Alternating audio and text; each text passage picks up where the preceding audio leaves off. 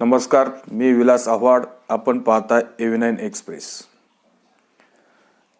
राज्यातला 16 आमदारांचा अपात्रतेचा मुद्दा संपत नाही. सुप्रीम कोर्टानं या 16 आमदारांची केस आता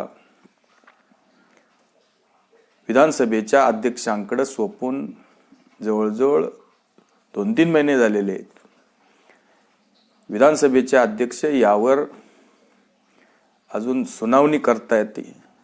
सुप्रीम कोर्टाने त्यांना 31 डिसेंबरची डेडलाईन दिली.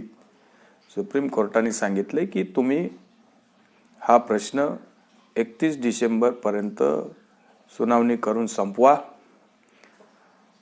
आणि निकाल जो द्यायचा आहे त्याबद्दलचा कुठलाही लेखी आदेश वगैरे काही नाही, फक्त 31 डिसेंबरपर्यंत तुम्ही ही सुनावणी संपवा. त्यानंतर विधानसभेच्या अध्यक्षांना म्हणजेच राहुल नार्वेकरांना यासंबंधी निकाल द्यावाच लागेल. तो वेळ घेतील, 8-15 दिवस किंवा जास्त घेतील हे काय आपल्याला माहीत नाही, पण निकाल आता त्यांना द्यावा लागेल. पण यावर सुद्धा राज्यामध्ये राजकारण होताना दिसतंय. सुप्रीम कोर्टाने अध्यक्षांना ताशेरे ओढले, सुप्रीम कोर्टाने अध्यक्षांना सुनावलं, सुप्रीम कोर्टाने अध्यक्षांना खडेबोल सुनावले. अशा पद्धतीचं जे काही राजकारण, जे काही उबाटा सेनेकडून होते किंवा सुप्रीम कोर्टाच्या नावाने राहुल नार्वेकरांना जे काय बोलायचे ते सुप्रीम कोर्टाचं नाव घेऊन अध्यक्षांवर जहरी टीका केली जाते. काय वेळेस संजय राऊत अक्षरशः खालच्या भाषेची सुद्धा टीका करतात. ती त्यांनी विधानसभेच्या अध्यक्षांवर जे संविधानिक पद आहे त्याबद्दल टीका टिप्पणी जास्त होऊ नये अशी जनतेची किंवा लोकांची पण लोकशाहीमध्ये अपेक्षा असते की त्या पदाचा मान राखला पाहिजे. पण संजय राऊताकडून या पदाचा मान पण राखला जात नाही. त्यांना असं का वाटतंय की राहुल नार्वेकर हे आपल्या विरोधातच निकाल देणार आहे? अजून निकाल कुठलाही स्पष्ट नाही. राहुल नार्वेकरांनी किंवा अध्यक्षांनी यावर कुठलं भाष्य केलं नाही की मी ह्या बाजूने निकाल देणार आहे की त्या बाजूने निकाल देणार आहे. मग आपण अशा पद्धतीचं जे काही लोकांमध्ये प्रतिमा जी आपण अध्यक्षांच्या बाबतीत सादर करतो की राहुल नार्वेकर वेळ लावतात, राहुल नार्वेकरांनी सुनावणी संपवायला पाहिजे, निकाल द्यायला पाहिजे, ते शिंदेंना वाचवण्याचा प्रयत्न करतात किंवा भाजपच्या ते आमदार आहे पण ते भाजपचेच दलाल आहे किंवा सरकारचे ते दलाल आहे, गुलाम आहे, अशी जी भाषा ही वारंवार जी उबाटा सेनेच्या प्रवक्त्यांकडून किंवा विद्यमान खासदार संजय राऊताकडून जी येते की त्यांना असं का वाटते की राहुल नार्वेकर उबाटा सेनेच्या विरोधात निकाल देणारे, असं त्यांना का वाटते की त्यांच्या स्वप्नामध्ये काही निकाल आलाय? त्यामुळं उबाटा सेनेचे प्रमुख तर आज उत्तराखंड डेहराडूनला मस्तपैकी पर्यटनाला गेले, सहकुटुंब गेले, मजा मारतात. त्यांना महाराष्ट्रातल्या जनतेची काही काळजी असती तर ते महाराष्ट्रात थांबले असते. 15-20 दिवसापासून जे मराठा समाजाचं आरक्षण सुरू आहे, अनेक ठिकाणी हिंसा झाल्या, जाळपोळ झाल्या, येऊन फक्त पत्रकार परिषद घ्यायची, सरकारवर टीका करायची, शिंदेंना मिंदे म्हणायचं किंवा हे सरकार कसं बेकायदेशीर आहे, फडणवीस कसे अपयशी ठरले आणि जरांगे पाटलांचं गोड कौतुक करायचं. पाठीमागे जरांगे पाटलांच्या कानामध्ये खुसखुस केली, त्याच्यानंतर अनेक गोष्टी बाहेर आल्या. या गोष्टीचा इतिहास झालाय.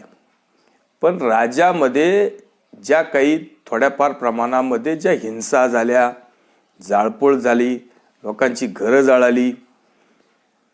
आणि मग आपल्याला जर इतकी काळजी असती तर आपण महाराष्ट्र सोडून, या महाराष्ट्रातल्या जनतेला सोडून, की काही राज्यातल्या जिल्ह्यांमध्ये अक्षरशः पाऊस नाही, आजही रब्बीचे पिकं सुद्धा लोकांना घेण्याची परिस्थिती नाहीये, त्यावेळेस विरोधी पक्षाने तसं पाहिलं तर सरकारला धारेवर धरलं पाहिजे.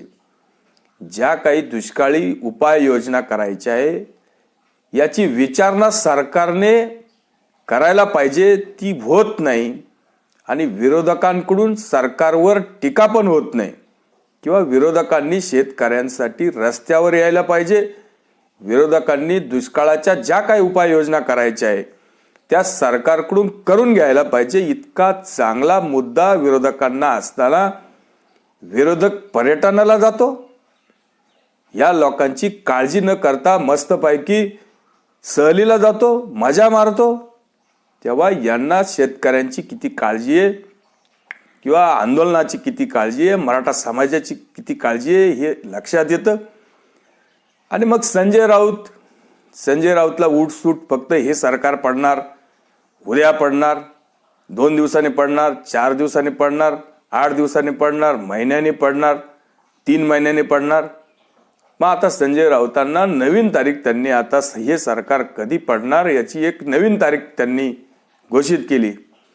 आता संजय राऊत म्हणतात हे महाराष्ट्रातलं जे काही बेकायदेशीर सरकार आहे हे 31 डिसेंबरला पडणार. त्यांनी आता भविष्यवाणी सांगून टाकली की हे 31 डिसेंबरला महाराष्ट्रातलं जे काही शिंदे, भाजप आणि अजित पवारांचं सरकार आहे हे 31 डिसेंबरला पडणार. त्यांनी आता काळ्या दगडावरची रेघे सांगितलं की हे 31 मार्चला हे सरकार पडणार आहे. पण संजय राऊत नेहमी सरकार पडणार, मग ते जानेवारीत पडणार, मग ते मार्चमध्ये पडणार, अशा वल्गना जवळजवळ 56 वेळा करून झाल्या. पण संजय राऊतांची आजवरची कुठलीही भविष्यवाणी खरी ठरली नाही, किंवा सरकारला कुठलाही धोका झाला नाही. आता हे संजय राऊत 31 डिसेंबरची डेडलाईन का देतात? सुप्रीम कोर्टाने अध्यक्षांना जी काही डेडलाईन दिली की तुम्ही ही जी 16 आमदारांची जी काही सुनावणी आहे ती 31 डिसेंबर पर्यंत संपवा, आणि जो काय असेल तो निकाल तुम्ही एकदाचा या 16 आमदारांच्या अपात्रतेचा लावून टाका. पण सुप्रीम कोर्टाने असं काही म्हटलंय का यामध्ये की तुम्ही 16 आमदारांचा प्रश्न मिटवा, 31 डिसेंबर पर्यंत घ्या आणि ह्या 16 आमदारांना अपात्र ठरवा? असं कुठेही सुप्रीम कोर्टाने आदेशात म्हटलं नाही. सुप्रीम कोर्टाने फक्त सांगितलंय की हा 16 आमदारांच्या अपात्रतेची जी सुनवाई आहे ती 31 डिसेंबर पर्यंत संपवा, आणि निकाल जो द्यायचा आहे तो तुमच्या विवेक बुद्धीवर आहे. मग आता राहुल नार्वेकरांची विवेक बुद्धी, राहुल नार्वेकर 16 आमदारांना अपात्र ठरवू शकतात किंवा 16 आमदारांना जीवदान पण देऊ शकतात.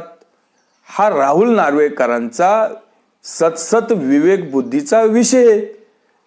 आणि ते जे कागदपत्रांची सुनावणी करणारे, जे काही हिअरिंग करणारे, त्यांच्या पुढे आलेले पुरावे घेणारे, त्या पुराव्यांच्या आधारे आणि कोणाचंही नुकसान होणार नाही किंवा योग्य दिशेने जे काही पावलं उचलतील, त्यांना जे योग्य वाटेल, त्यांना जे काही कागदपत्रांच्या पुराव्यानुसार जो निकाल द्यायचा आहे ते ठरवतील. त्यामुळं संजय राऊत एकतर साशंक असतात की नार्वेकर आपल्या विरोधात निकाल देणार आहे, नार्वेकर कदाचित शिंदेच्या बाजूने निकाल देतील. परत संजय राऊत असे म्हणतात की 31 डिसेंबरला हे सरकार पडणार आहे, म्हणजे राहुल नार्वेकर एकनाथ शिंदेच्या विरोधात निकाल देणार आहे हे तुम्हाला कसं माहीत झालं? त्यामुळं हे जे संजय राऊतांचं डबल स्टँडर्ड असतं, दोन्ही बाजूनी ढोलकी वाजवायची.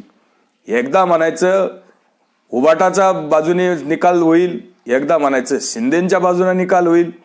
नेमकं संजय राऊतांना काय बोलायचं हे स्पष्ट होत नाही.